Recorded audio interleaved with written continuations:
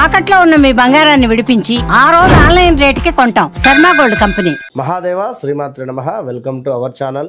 రేపు రాబోయే మే నెలలో ద్వాదశ రాశుల వారికి సంబంధించి గురువు యొక్క మార్పు, దీని వలన మరి మేషం నుండి మీనరాశి వరకు, మొన్నటి వరకు కూడా ఉగాది రాశి ఫలాలు, ఉగాది పంచాంగము, అంతకుముందు జనవరిలో ఈ యొక్క ఆంగ్ల సంవత్సరానికి సంబంధించినటువంటి పంచాంగాలు చెప్పినటువంటి పరిస్థితి.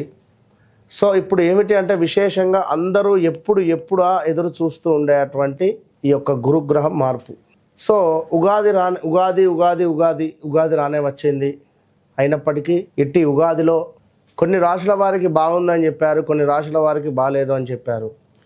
ఏవైతే బాగుంది అని చెప్పినటువంటి వారికి ఇప్పటికీ కాస్త బాగా లేని పరిస్థితి ఎదుర్కొంటూ ఉన్నారు. ఎవరైతే బాగుంది అని చెప్పన్నారో, బాగా లేదు అని అన్నారో వారికి కొంతమేర బాగుంది. సో ఓవరాల్గా చాలా పెద్ద గ్రహము గురుగ్రహము. మనకు 2024 3వ నెల 4వ నెలలో మార్పు చెందినటువంటి గ్రహము మరలా 2025లో మేలో 14వ తారీఖు రోజు తన యొక్క గమ్యాన్ని మార్చుకోబోతూ ఉన్నది. మిథునంలోకి ప్రవేశం జరగబోతూ ఉన్నది. ప్రజెంట్గా ఇప్పుడు వృషభంలో ఉండేటువంటి గురుగ్రహము మిథున రాశిలోకి ప్రవేశించబోతూ ఉన్నది. ఎట్ ద సేమ్ టైం రాహుకేతువుల మార్పు కూడా ఇదే మే నెలలో జరుగుతూ ఉన్నది. సో ఒక శనైశ్చరుడు మారడము, ఒక గురుగ్రహము మారడము ఎంత అవసరమో, ఎట్ ద సేమ్ టైం రాహువు కేతువు మార్పు వలన చాలా ఎక్సలెంట్ మార్పులు రాబోతున్నవి ఈ యొక్క ద్వాదశ రాశుల్లో. అందులో ముఖ్యంగా మేషరాశి, మీనరాశి, ఎట్ ద సేమ్ టైం సింహరాశి. ఎవరికైతే బాగా లేవు అని అనుకునేటువంటి రాశులు ఉన్నాయో వారికి ఈ రాహుకేతువులు చాలా అద్భుతమైనటువంటి రిజల్ట్ని ఇవ్వబోతున్నారు. దానికంటే ముందు మరి ఈ యొక్క గురుగ్రహం మార్పు వలన ద్వాదశ రాశుల వారికి ఏ విధంగా ఉండబోతుందని తెలుసుకుందాం.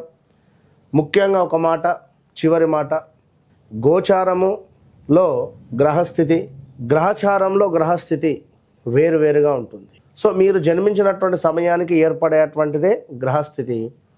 ప్రజెంట్గా మారేటువంటి గ్రహాలు గోచారం.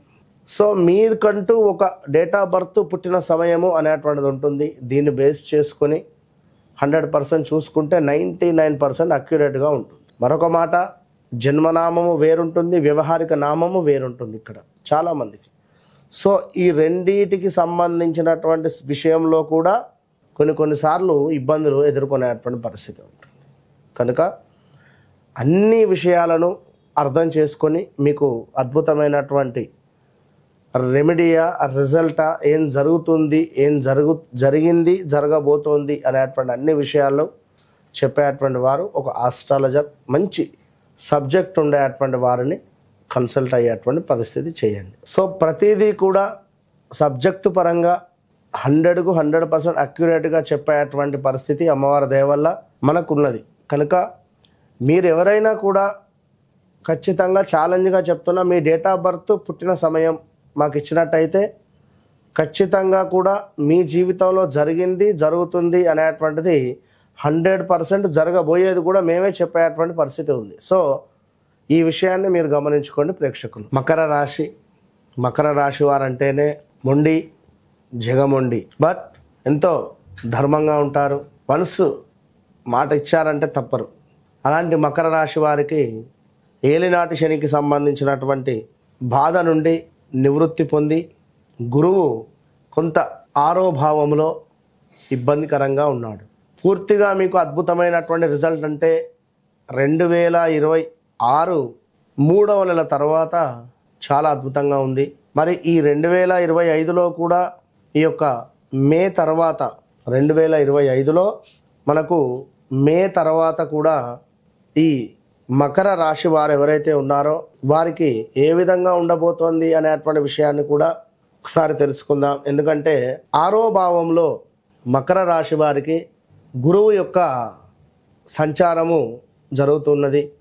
సో మకరము నుండి 6వ భావము మిథునం అవుతూ ఉంటుంది. మనకు మకరము నుండి 6వ భావము మిథునము అయ్యేటువంటి సందర్భాలలో ఇక్కడ ఉద్యోగాలలో మార్పిడి, అనూహ్యమైనటువంటి ఆపదలు, అంటే ఎవరిదో వెహికల్ తీసుకువెళ్ళి యాక్సిడెంట్ గురవ్వడం కానీ, లేదా అది ఖరాబ్ అవ్వడం కానీ, లేదా అనుకోకుండా మనకు ఫలానా వద్ద దర్శనం ఉంటుంది అని చెప్పి అక్కడికి వెళ్ళిన తర్వాత దర్శనం లేకపోవడం కానీ, లేదా ఈ కోటాలో ఇది బంద్ అయిపోవడం, ఇది కొన్ని అంటే అన్ఎక్స్పెక్టెడ్గా కొన్ని అనూహ్యమైనటువంటి ఆపదలు మనకు వచ్చే పరిస్థితి ఉంటుంది. సో అదేవిధంగా మరొకటి ఏమిటి అంటే ఉద్యోగానికి సంబంధించి స్ట్రెస్ ఎక్కువగా కూడా ఉంటుంది. ఎక్కువగా స్ట్రెస్ అవ్వడము, పిల్లలతో కొంత గొడవలుగా ఉండడం, ఇంట్లో కానీ బయట కానీ, మీ భార్యకు కానీ భర్తకు కానీ కొంత హెల్త్ రిలేటెడ్ ఇష్యూస్ రావడము.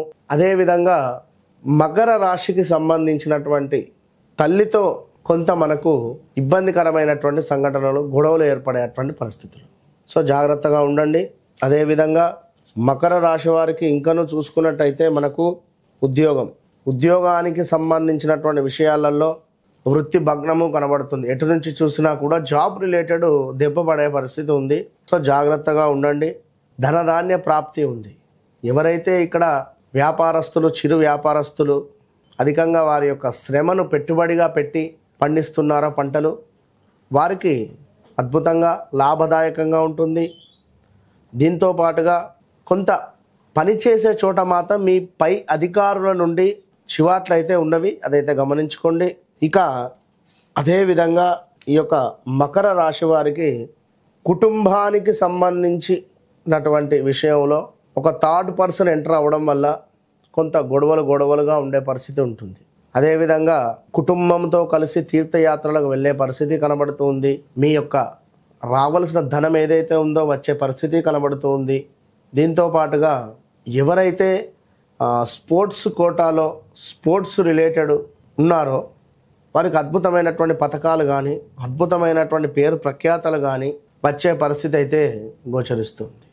సో మకర రాశి వారు కొంత గురువు యొక్క అనుగ్రహం పొందాలి అంటే దత్తాత్రేయ స్వామి అనుగ్రహాన్ని పొందండి.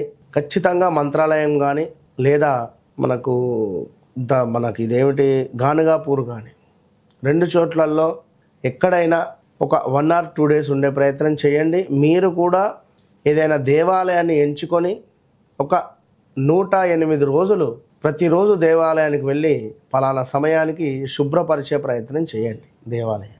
దీనివల్ల గురువు యొక్క అనుగ్రహాన్ని పొందబోతున్నారు. సో మనకు ఓవరాల్గా ఒక్క 1 point మాత్రమే గురువు బాగుంది. 30 degreeలలో ఓవరాల్గా 20 మనకు బాగాలేదు, 10 ఓకే. సో ఈ 10 ఓకే అంటే 20 కూడా ఓకే చేసుకోవాలి అనుకుంటే తప్పకుండా మీ వ్యక్తిగత జాతకాన్ని పరిశోధించుకోవాలి. వ్యక్తిగత జాతకంలో ఒకవేళ మంచి దశ అంతర్దశలు నడుస్తూ ఉన్నాయి అనుకుందాం. సో ఇప్పుడు నడిచేటువంటి యొక్క గోచారాన్ని మనము పట్టించుకోవాల్సినటువంటి అవసరం లేదు. అదే వ్యక్తిగత జాతకంలో కూడా 12వ భావమో 6వ భావమో 8వ భావమో నడవడం వల్ల, లేదా ఈ భావాలపై వేరే గ్రహాల దృష్టి ఉన్నా కూడా కొంత మనకు ఇబ్బంది కలిగించేటువంటి సంఘటనలు ఉండబోతుంటాయి. కనుక తప్పకుండా ఓవరాల్గా చూసుకొని ముందుకు వెళ్ళండి. All the best.